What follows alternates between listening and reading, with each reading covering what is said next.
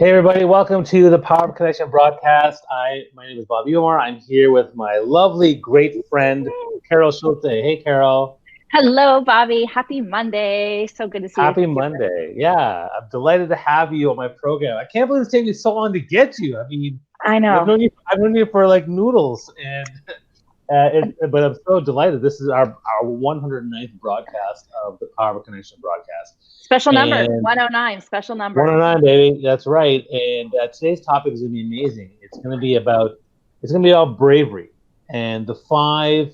Actually, say it again. The five. What is it again? The five big bravery killers that get in The our five way. big the five big bravery killers that get in your way. Wow. Mm. Man, that's gonna. So if you want to talk about the five big bravery killers that get in your way, and we're gonna get in this deep dive with Carol, you need to join this broadcast. So those who are just joining the broadcast, I broadcast every Mondays and Wednesdays at 8:45 a.m. Eastern Standard Time, and I talk about things like leadership, entrepreneurship, public speaking, personal branding, things like that. I invite other people to share their insights as well.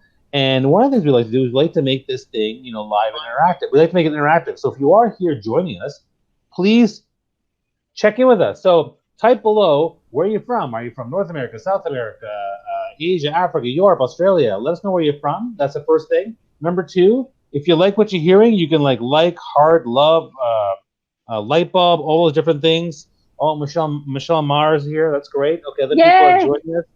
That's good. So if you're joining in, stay connected, start engaging. And then the other thing is, I want you to ask questions.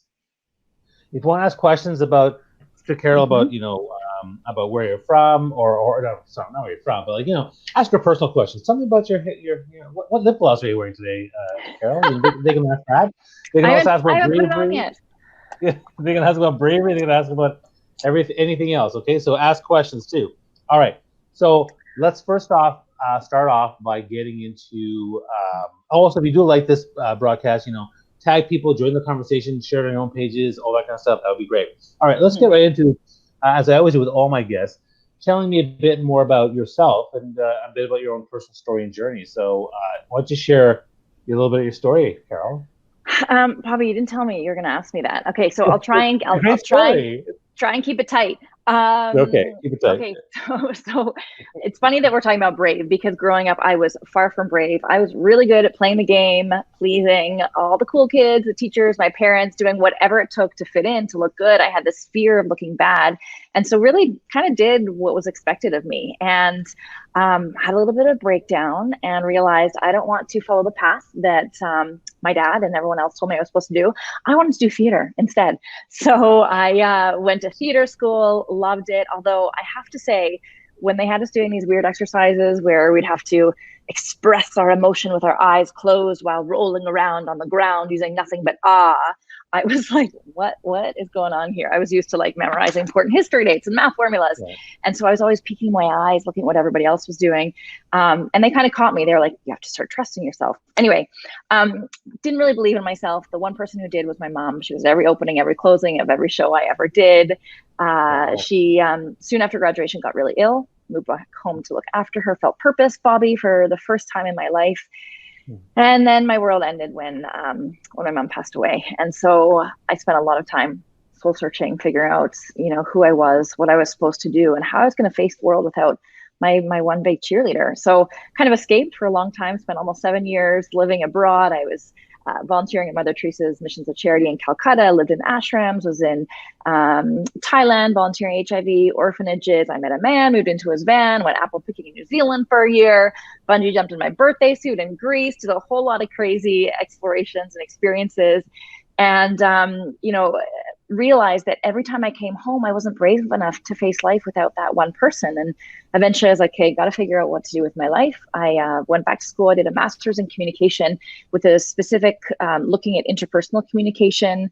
And initially was exploring, my thesis was on end of life discourse or the lack thereof, facing end of life and loss, and thought that I was going to have a company helping people to be empowered through that journey of grief, and realized part of my own grief journey, not my gift, not my area of expertise, and it was sad and depressing. So ultimately shifted and switched, and really am all about empowering others to be the bravest version of themselves, and basically like want to be the cheerleader that my mom was to me, to other people, and especially women. I think we really need permission to be ourselves, to know that we're good enough, and to kind of get that little gentle nudge and push that we sometimes need to get into action before we feel ready, before we feel good enough.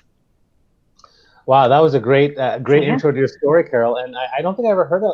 Maybe I haven't heard about the bungee jumping naked like that, because that's like two big bravery things too. Like I'm afraid of bungee jumping, and I'm afraid of people being afraid of being naked. I mean, doing both. What where did that come from? What happened? Like, was that an instigator to the bravery thing too? Like, was it a bravery thing that you were part of? Like, I'm curious about that one. So funny. So it was a dare. I was with some friends in Greece. I've never said no to a dare. But to be honest with you, from the outside world, it seems, wow, that's a super brave thing to do. And it kind of is. Well, it is. And when I was at the top of that platform, I was like, I don't know what I'm more scared of, the fact that I'm about to bungee jumping or the fact that I'm about to be naked in front of a whole bunch of strangers, because it was at this pool party on this island, Naxos in Greece, hundreds of people there. And I'm going to call you out for a second, Bobby, because I shared this story at a speaker slam that ended up, and I thought it was going to be in some intimate room. Over 1.6 million people have seen this video, and you are not one of them. What is going on?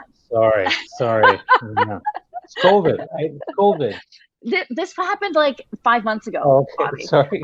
Anyway, I'll share with you the link so you can watch the video. It's 7 minutes, but it tells the entire story. But what was interesting is that people would think that's brave. And in some ways, yes, it was.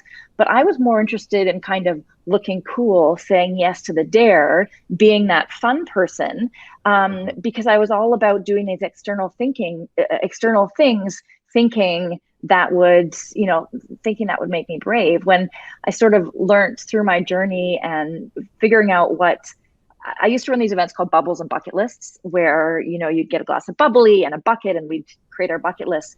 But that's everything you want to do before you die, which gives you this illusion of so much time. Whereas a brave list is everything you want to do to help you feel alive. And so I shared my story of writing everything that's on my brave list, and it's tackling and taking on your life head on. And, it was moments like this where I realized it's not about the external experiences that are brave. It's really about being you. It's one thing to escape and do all these crazy things and look like you're living this big life. But if you're not in alignment and being true to who you are, that's not being brave. The bravest thing I think you and I can do is to really be true to who we are. And it's sometimes easier said than done, especially in a world that's encouraging us to be anything but. Right. That's really powerful. I mean, and again, like we talk about bravery too. And, I talk about I actually talk about bravery and courage a lot too. I talk about it takes courage to ask for help. I say it takes courage to be vulnerable and be authentic in your posts. Like, on LinkedIn, just last week, I talked about, my body image issues and talked about the courage to, I had the courage in 15 seconds to take my shirt off with while swimming with my son. Wow. And it made a little difference because I hadn't taken off my shirt in 30 years because of body image issues. So, and that made a really big difference for me. Yeah, no, it's good to share that kind of stuff. So I think that's why I like the stuff that you're talking about. And so let's talk about how is COVID going for you, right? And maybe talk about how bravery comes to play there. So I'm just sharing this live with people so that I can, hold on, so I can get more people into this chat. Okay, COVID's interesting. And speaking of bravery, like I feel like now more than ever, we need to be getting our brave on. And we also need to recognize that we're brave just by facing this, because we're in total uncharted territory. We have no idea what's going on. And I really do believe that we're all doing the best that we can. And I think for me, I've certainly had my ups and downs, if I'm honest. I think in the beginning, I was like, what's going on? And, I talked about this when we were talking personally about the fact that because we get so much out of what we do, and I love, working with people, and I know you and I love speaking with people too. And there's something special that happens when you're training or teaching or speaking live on stage. There's this interaction, this energy, this magic that happens. Right. And because that was all taken away within seconds, I had a hard time at first figuring out how am I going to live out my purpose? And obviously purpose shows up in different ways. And, if somebody's gift is basketball and they have an accident and no longer able to play basketball, it doesn't mean that they can't still contribute to the world. That's not their only purpose. Right. But for a while I was like, I'm gonna have to figure out how I can feel like I'm still contributing, because I think purpose is so important in terms of what we do. And I had to get creative pretty fast and created some online programs and a community, because I need to feel like I'm with people, that I'm connecting. Right. Speaking of the power of connection, and I'm feeling like I'm still utilizing my gifts in the best way possible. And that was hard at first because I get so much out of, being in a room with so many beautiful, brilliant people. So, so that was hard at first. Right. And I think, there's some, so I'm starting with the things that were challenging. There's also a lot of gifts that have come out of it, but, Sure. I'm very fortunate that you and me both are part of a lot of great networks. We have a lot of great group of friends. And so I have, regularly Tuesday night, catch up and cocktails with my girlfriends from high school. I have, Friday cheers with my female entrepreneurial friends. We had a lot of different fun games that were happening.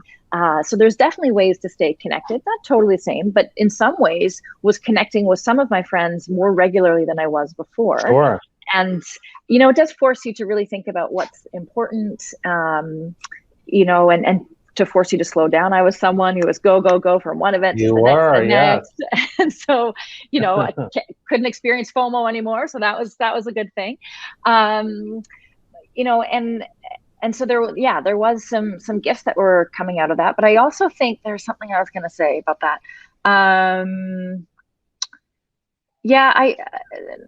I had something really, really profound and eloquent.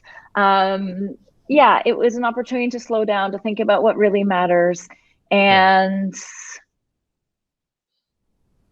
force you to be creative. I don't know. I got into a new habit. So what really matters to you, Carol? That's a great question. People, connection, conversations, doing something that is bringing you closer to why you're here, to working with purpose, to stretching yourself, to growing yourself. I mean, I was definitely forced up, speaking about bravery killers, I talk about these things because I experience them on a regular basis. Anytime you're pushing yourself or growing or stretching, you're going to be uncomfortable. You're going to, face that fear. And so putting myself online more, creating an online program, creating an online community, inviting people in, which today is a founding member, invitation, which is kind of exciting. But, I think those things are important to me. Absolutely. People, conversations, family, friends, pushing yourself.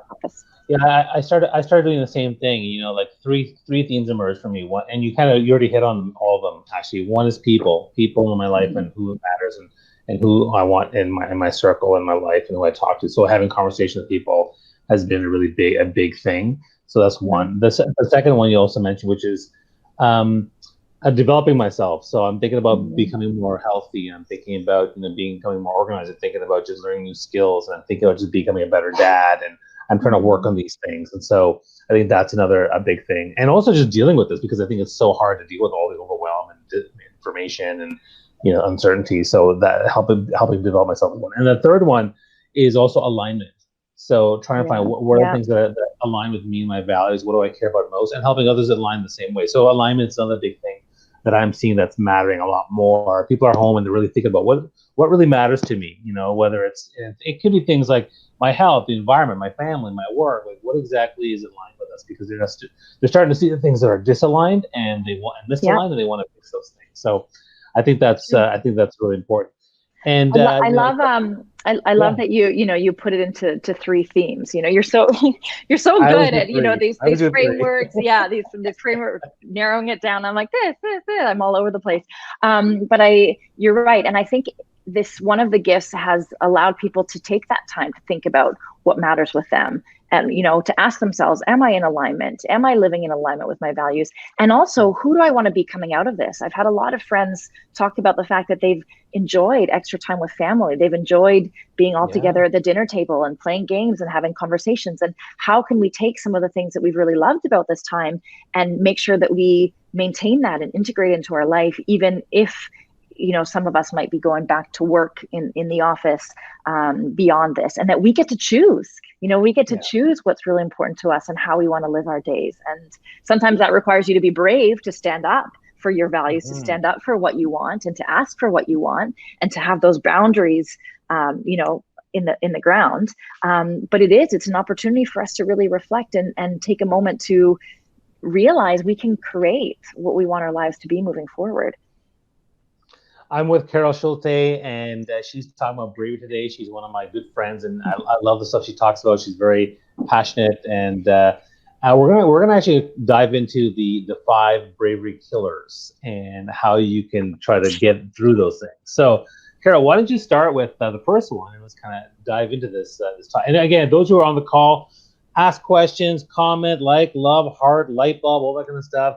Join the conversation. Tell us where you're from, but we want to hear from you. We want to get your questions in terms of how, let me start with a question for the audience, which is, how are you finding bravery during this current COVID crisis? Comment below. Let us know. I want to hear from you guys, because there's people everywhere. There's Leslie from Peterborough, Ash from Toronto, Jennifer from New York, Zakaria and Joyce from UAE, Johnson from Ghana. We have people everywhere, so it's fantastic. Oh, wow. Welcome, I know, right? Welcome. So let's start with the first one. Let's dive in. Okay, so the first big bravery killer is perfectionism. We want everything to be perfect. The first time we do it, we expect things to be right out of the gate. And unfortunately, this is a big thing that prevents people from starting a new thing, from trying something out, from, either picking up that activity they've always want to learn, whether or not it's learning Italian or playing guitar or going online, like, oh, it's not going to be perfect. There might be a tech glitch. I don't know if I'm ready for a Facebook Live or whatever it is. And that really gets people to stay stuck. And the reality is nothing is going to be perfect the first time you try it. Probably not even the second or the third or the fourth. And so we have to get away from feeling like we need to have it figured out before we start.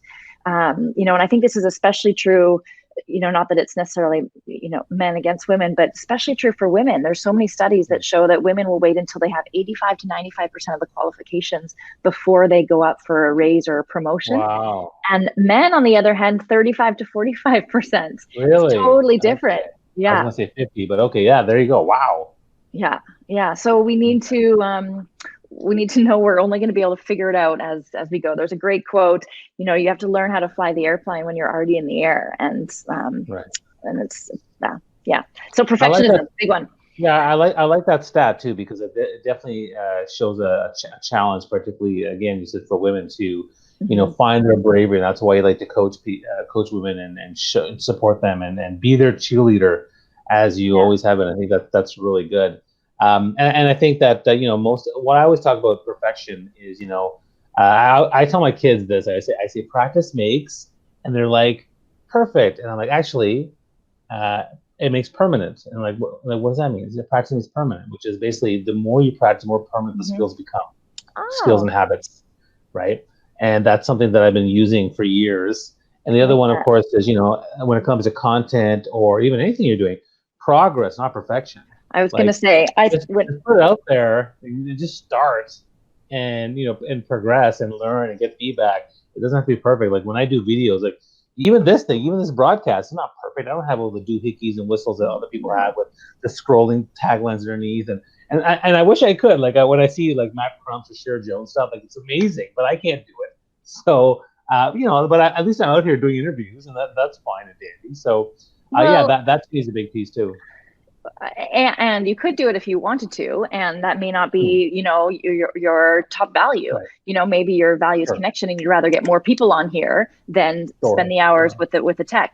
I thought you were going to say practice makes progress, because I totally agree with you. It's not about for sure. It's all about progress. And actually, that's one of the key motivating factors for humans is progress, however small. If we can make one small step of progress, which is what we do in our get your brave on process, then you're like, oh, if I can do this, what else can I do? But if we try and sign up for a marathon before we've learned how to run around the block, we're never going to get there, and we're setting ourselves up for failure. So really, it's about making small steps of progress, because the big things are never the big things. You and I both know that. It's all about those small, consistent steps on a regular basis. Yeah. Small bites of bravery, right? So I think progress and done is better than perfect. We could wait for everything to be perfect, and then we'll never do anything. So yeah.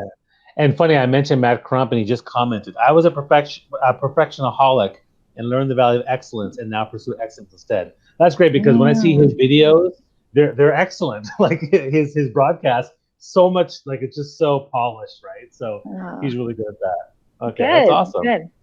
Now let's get into the second. What's the second one? The second bravery killer. Okay, the second one, maybe you can relate to this too. People are sometimes this thing, which is people pleasing. So many Yes, people are so good at taking care of everyone else around them, making sure that totally. everybody else is looked after. We don't want to ruffle feathers. We don't want to put ourselves on the list. And so we then put ourselves further and further down. And when we don't set up boundaries, Bobby, when we don't learn that it's okay to say no, when we don't know that it's okay, self care, you and I have talked Yeah, about this a lot, sure, sure. then we can potentially get resentful. And not only that, we're not putting our best selves out there. And we're going to be better wives and husbands and fathers and friends and community service workers if we first take care of ourselves. And I know it feels good to please other people. And again, this is something I experience on a regular basis. But when we try and please everyone, we end up pleasing no one. I know it's a cliche. And, at the end of the day, you're never going to be able to do it, and then you lose in the end. So I think it's good to be a good person and help other people, as long as you're also identifying and taking care of your own needs, and then taking care of you first. Yeah, one of my love languages is acts of service. And so Mm, I tend to be a nurturer like my mom. I'm also an extrovert and a people pleaser. And I remember years ago, one of the ways in which my people pleasing got the best of me was I decided to host a party.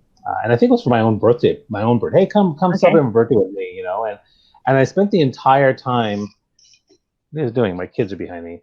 Oh, I spent the entire time running around, catering everybody, make sure everyone was taken care of, yeah. and and and by the end of the evening, I was exhausted, and my wife was like, "How'd you enjoy the party?" I'm like, "It was I great. It was didn't. great." I was like, everyone had a good time, but then I was like, "Wait, I don't think I had a good time Did because you? I was so busy working, and I Yeah. didn't talk to anybody, or I had like small quick conversation. Oh, sorry, gotta go like, get the door. Okay, gotta get the crepes. Gotta get the whatever. And I was like, okay, I need to like find a balance between taking care of things, I know. but also taking care, the conversations and stuff. So it became an issue for for It's me. hosting parties is tough like that. I Yeah, love having people over. We've both been to some of each other's gatherings, and because you want to make yeah, sure everyone's having a good time. But yeah, exactly. hosting is tough, right? Because like you're looking, care of other people. So we have to recognize that before we host. Like that, there's always going to be an element of that. But I also think there's stuff in our day-to-day life that really gets in our way of, when we've set a commitment to ourselves of, okay, I'm going to take an hour to myself this morning to really get set up properly, to journal, to walk, to stretch, whatever Mhm. it is. And then someone says, oh, can you send me this thing, or can you help me like get set up on whatever? And then we say yes to those people. And Right. then again, don't honor what it is that we said that we would do for ourselves. And, we have to be careful, because you can quickly say yes to everyone else, and your whole week could be taken up by serving and helping and be with other people, which makes us feel good and fills us up. But eventually we're not helping ourselves get to where we want to go. And then we're going to end up feeling like icky, right? Out of alignment. And So it sounds um, like what you're saying is that the people pleasing piece distracts us from doing the things that we could be more braver about. Is that what you're kind of getting at? it could be, absolutely, yes. Okay. And Okay. if we put other people before us, then we're also saying that they're more important than us. And so that's Oh, I not see saying, what you're oh, saying. I'm brave enough to be me. I'll be a better version of me when everyone else likes me, right? When everyone else has nothing to say about me. But if you really want to be brave, you need to stand in who you are and recognize you matter. You're worth Right. saying yes to you. You're good enough to honor what it is that you said that you were going to do, and take some time to cook for yourself, or walk, or learn something new, or you know what I mean? It's about those Hmm. boundaries, honoring your boundaries. Okay, that's a second bravery killer, and we're talking with Carol Schulte, who's a bravery expert and helps lots of people with their programs and our initiatives. We're talking about the five bravery killers and how to bust through them, and we've gone through two of them. So if you have comments or questions about them, please comment below. Let us know what you think.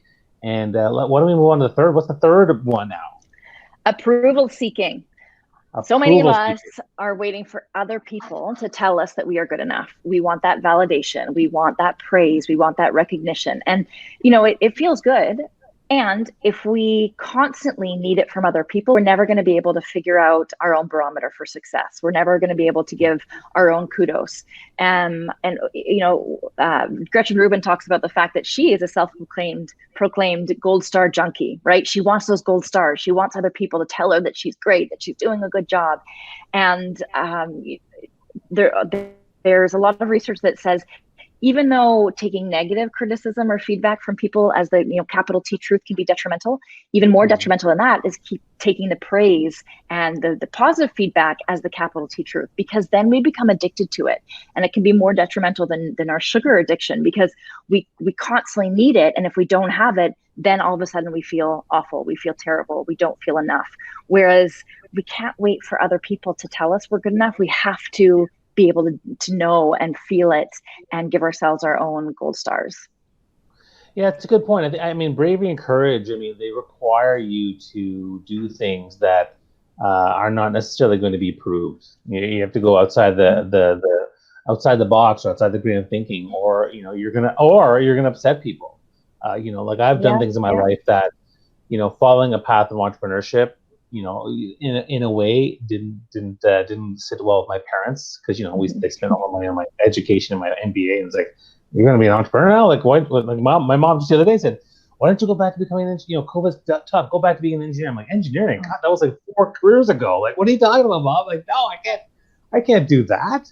But I seek I'm constantly, but I want to please my parents, absolutely. Yeah. So Yeah. it can certainly, a lot of young people, for example, too often please their parents, and it prevents them from being courageous or brave about their choices for their career, for the person they marry, for where they live. It becomes a barrier. So I totally get you on this one. So speaking of parents, because that's a big thing, and I can, absolutely relate. In fact, I don't love that your mom just said that, but I love that you shared that it's still something that is a reality, because, I came home a few weeks ago to visit my dad, and he was like, oh, how are you? And I was sharing a big win. I was like, oh my gosh, one of the women I was working with asked for a raise for the first time in her 20-year career, and she's over the moon, and it's so exciting. And the first comment he had, Bobby, was, I don't like the name, the Brave Institute. Still don't. And I don't like your phrase, get your brave on. I don't get it. Like, that was his response to me wanting to share a win and have him be like, finally, I'm proud of you. And I think our parents deep down, they want us to be happy and successful. And they come from this, their own experience and what brought them a certain element of happiness and success. And so they want that for us as well. But in that moment, I just needed him to be like, way to go, or good for you, or keep going, or something. And I realized in that moment, I can no longer seek and want his approval. I have to find my own group of cheerleaders who are going to encourage me to keep going. And I have to be able to tell myself, without hearing it from him, that what I'm doing is important. So wow. Yeah, for sure. And I think probably like the approval seeking piece too. I mean, it's a big part of it is parents. I think that's a big one.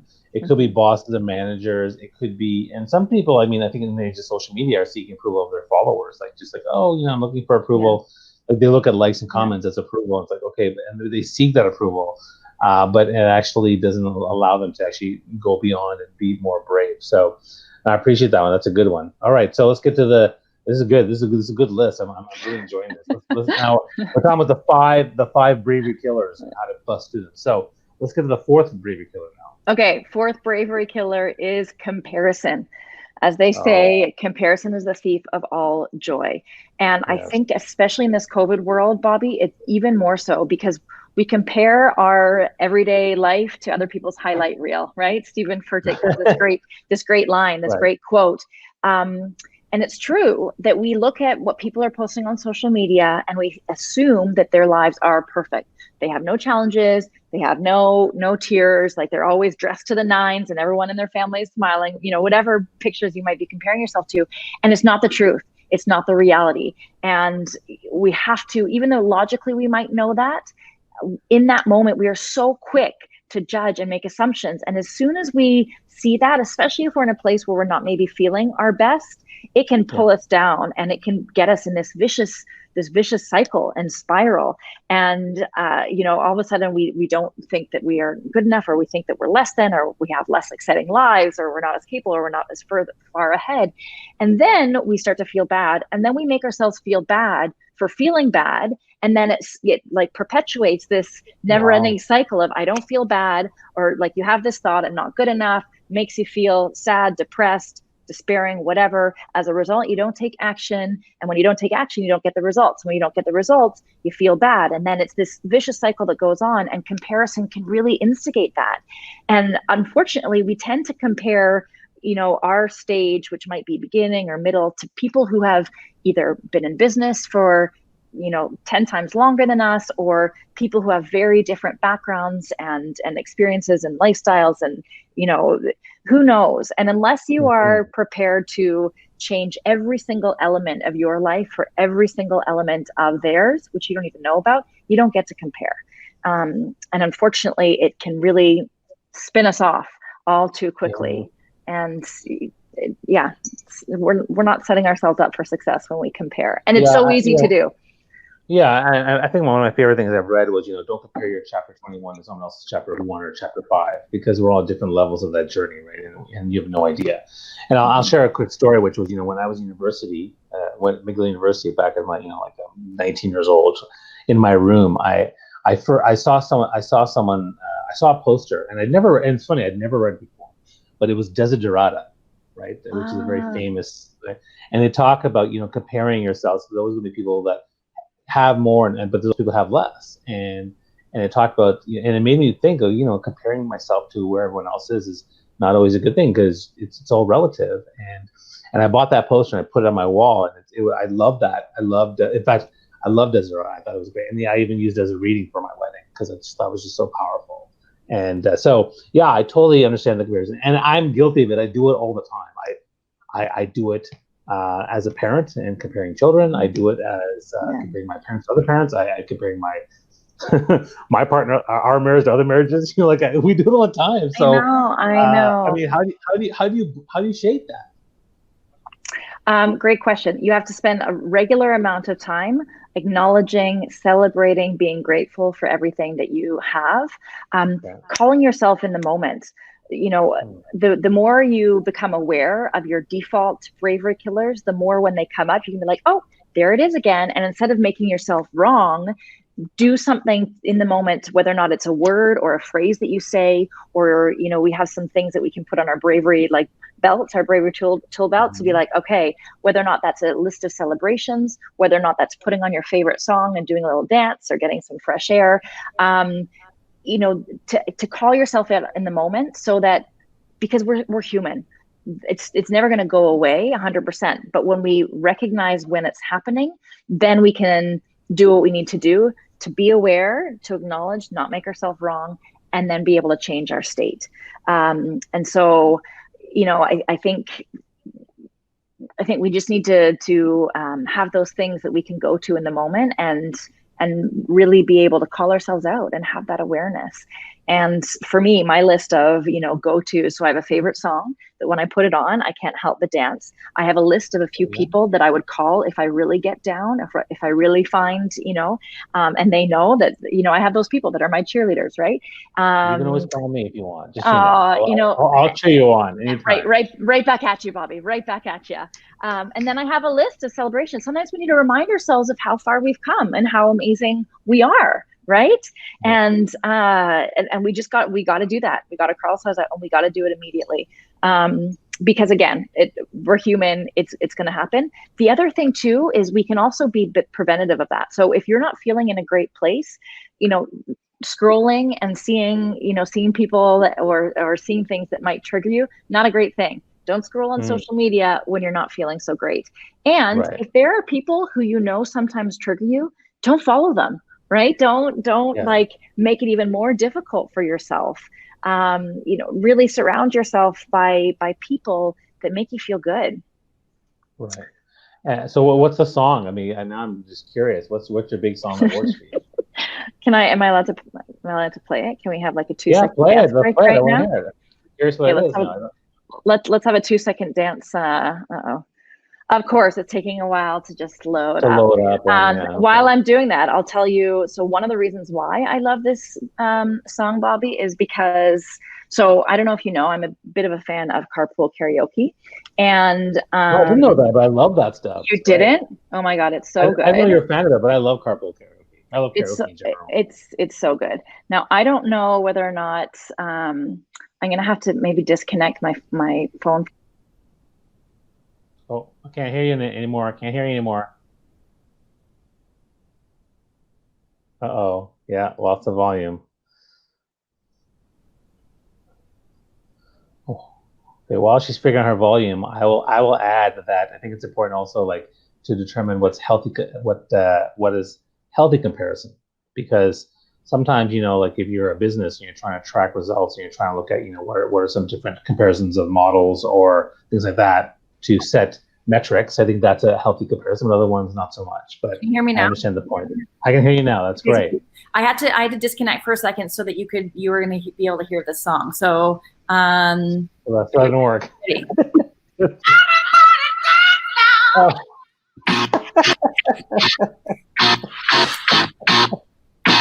Okay, so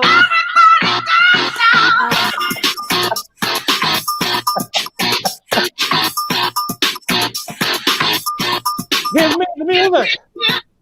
okay. Yeah, I know. So the reason That was awesome. I didn't know what to expect. Right? That was amazing. I will tell you why. Can you still hear me now? Can you hear me? Yeah. Okay, so the reason why I love that song so much is because my younger sister and I have this full on, well, it wasn't carpool karaoke like 15, 20 years ago, but we used to do this dance in the car and we had it, the complete thing choreographed, and it was so much fun. I was careful while doing it while I was driving, don't worry. But it was so fun, and that always gets me going. So I put on that song, do a little dance, and feel good. Feel good. That's awesome. I have many. I have many of them, like many songs, but I don't have like the one go to. But there's certain ones that definitely get me going.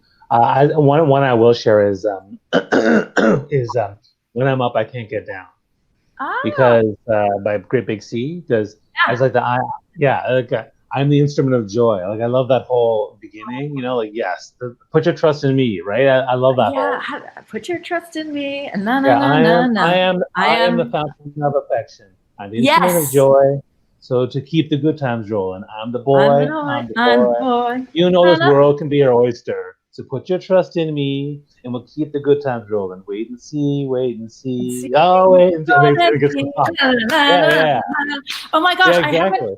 Oh, that's so good. I love that you sang that. I haven't heard or listened to Great Big Sea in a long time. I'm totally going to put that on after this. Thank you. It's such a great song. All right. And such a great song. Commenting. Mac Crump said, to say yes to one thing, you always say no to something else. That's true. And then he said, great content, you guys. I'm so inspired as a result, but have to go get in the studio. Then I'm going to go bungee jump naked. Yay! Amazing. I would do that too. Like, I mean, I have body image issues, but I would bungee jumping. Man, and I have a fear of heights. You throw in bumblebees and the darkness, I would be even worse. But like, actually, darkness would actually alleviate the naked part. But I would do that. I would do that with a support group of other people. I would do that. Like, I find my bravery comes with other people. When other people are willing to be brave, if they're bungee jumping or they're doing some naked thing or they're doing some, something with bees, bees is a scary one, but I'll still do it. I'll still do it. So I think that's really good. The people thing is really important.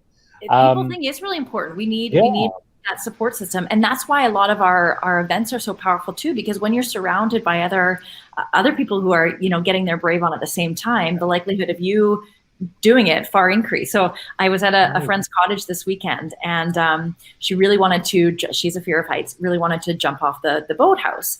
In a safe way, of course.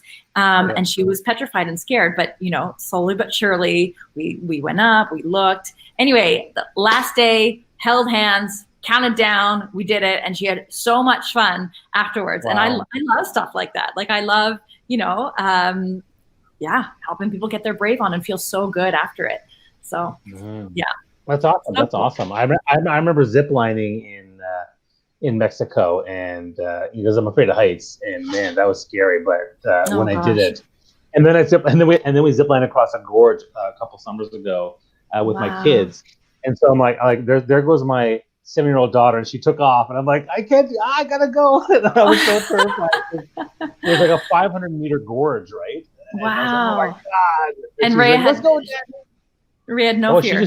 She went like, oh my God, like couldn't believe it. So so that inspired me. We're talking to Carol Schulte about bravery, and we're talking about the 5 bravery killers, how to go through them. We've done 4 now. Is that right? So now we're in the last but not least one. Share with us. So this is waiting, or I used to call it percolating, pausing, procrastinating.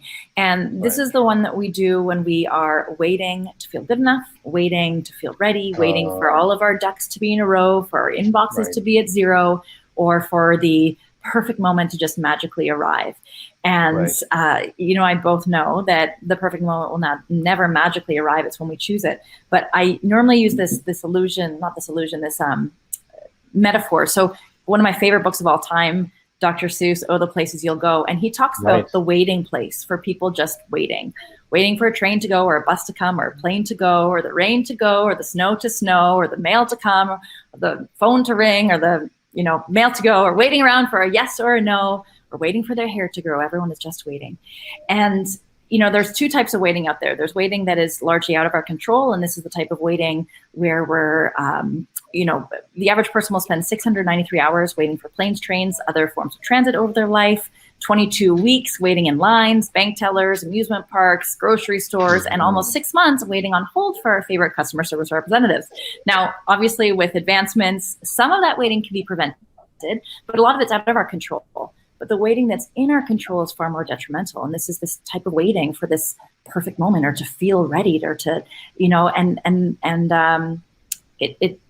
we may never feel ready. In fact, we probably won't ever feel ready. We're never going to feel confident, but it actually ironically comes after we do the thing. We think by waiting and thinking and over analyzing, we're going to gain clarity. The only way you're going to gain clarity is through action. And so our definition at the Brave Institute of Brave is your willingness to get into action long before you feel ready, because you're choosing to feel ready enough.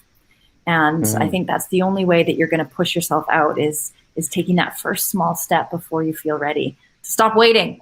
So yeah, 2 things. It reminds me of 2 things. One is I had a call this weekend on Sunday with my coach, and I was talking about some sort of issue that I was kind of trying to figure out. And he was actually doing my taxes, and he's like, "What are you waiting for?" And he asked me that. What are you waiting for? Well, and everything I brought up, he's like, "These are just excuses. Like, come on, how do we get rid of these excuses?" And then next thing you know, I'm texting. He got me to text my dad. My dad's my tax accountant. It's like, set up somehow with your dad, go through this thing, get it done. And I've committed, and I'll say it right now on broadcast, I've committed to doing this on Tuesday. And because it's one of the big things is like, when something takes like 4 to 6 hours, it's like a big thing, and you don't find it enjoyable, you're definitely going to wait to do it and delay it for days, weeks, months. And I was like, no, I got to do this. So I think that's really important. And the other big thing is, when I work with a lot of clients myself when it comes to transition, and when it comes to just building relationships and building social media. So whether they're trying to transition their career, or whether they're trying to create content, or whether they're trying to do anything around storytelling or things like that, the biggest thing is they wait and say, look, just start. And because it's far more powerful to just start and see how people react and see what they think and get feedback, because that's going to go a long way. And what I find with a lot of people is that once they start on any sort of these things, after the third, it's actually pretty fast before they get comfortable. Like, it's not like it takes years to get comfortable. The 3rd or 4th time, they're pretty much in. This is easy. Okay, done. Like, it's very easy for them. So starting is really powerful too. Really powerful. And I love that you said that it's it's almost always less scary than people think. And I think the longer time you've spent waiting, the bigger the thing becomes and the harder it is to start, right? And as soon as you're like, okay, just do it, then you're getting one step closer. I also think it's really important when you said when there's something that's going to take 4 or 6 hours or something even more than that, we forget that we're not going to be able to, write a book in a day or, get up a new website or something that we want to do right away. So we can't on our list say, do taxes. But what we can do is call our father and book a time to have our meeting, So if we chunk it down into really small actions, then the likelihood of us following through far increase. So we have to break it down in something that we can manage, that we can digest, like how do you eat an elephant? One bite at a time. So, you gotta kind of break it. If that's your food preference, yes. If that's your food preference, it's true. Yeah. It also reminds me of I love this Chinese proverb that says the best time to plant a tree was 10 years ago. Yeah. The next best time is now. And I remember when I was younger, Bobby, I always wanted to dance. I wanted to be in musical theater. I'm like, oh, I'm so old. And I was saying this at 16. Can you imagine if I'd actually started at 16? And then finally, I think it was my last year of high school, the summer before, I went to a theater camp and I decided to stay in an additional session and take dance intensive. And all of a sudden I was like, I'm doing it. And I signed up for like 5 different dance classes and jazz and tap and ballet. And and it was like we had to wear these costumes. And I had this like bright turquoise sparkling onesie that I had to wear. And I was way older than all these girls who were like, I don't know, 10, 11 or 12. And it was so embarrassing and so terrible. But anyway, I have to say I did not last. I was in a ballet class and I was trying to work on my plie and I was trying to overextend because my ballet instructor was telling me I needed to, work my, I don't even know what the word is, but like my turnout or whatever even more. And I popped my knee out. So that was the end of my ballet career. But anyway, but yeah, we think that it's too late to start. But if we actually started that first time that we thought about it, we'd be so much further ahead already today. So think about where you could be a year from now if you started that thing today, right? Yeah, and that reminds me of another dance story. I was actually at a French camp, French immersion camp, and they had jazz dancing, and they had a beginner and they had beginner and advanced. And I was like, you know what? I've done a bit of choreography in my musical theater days, and I've done a little bit of social dancing in my undergrad. So this looks kind of basic. I don't want to do basic 2 steps. Nice. Let me take the advanced jazz dance class. And nice. I was nervous about it. I was like, okay, but then when I got there, I got even more nervous because it was all women. And they were all like really fit, really gorgeous, really in good shape, great dancers. And I was like, oh man, what did I get myself into? And they see this big, huge guy walk in, they're like, what the hell is he doing here? but I was able to do almost all the things they did. Like I was able to keep up with it. Yeah. And I was like, okay, well done. Cool. So that was a good bravery moment that worked for me. That's amazing. Good for you. So, and I bet you accelerated way faster because you were surrounded by, other people who could encourage you, and we sometimes need to do that. It makes us more uncomfortable, but that's when you stretch and grow. You probably learn way more, way quicker being in that class than you would have had you just been in beginner. That's almost like your comfort zone and your stretch zone, right? Like our comfort zone is where we're comfortable and familiar, and that's where most people play.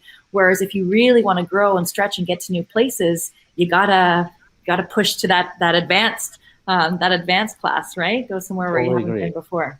Totally agree. Well, listen, thanks so much for sharing the 5 bravery killers. If anyone else out there has questions on them, please comment below.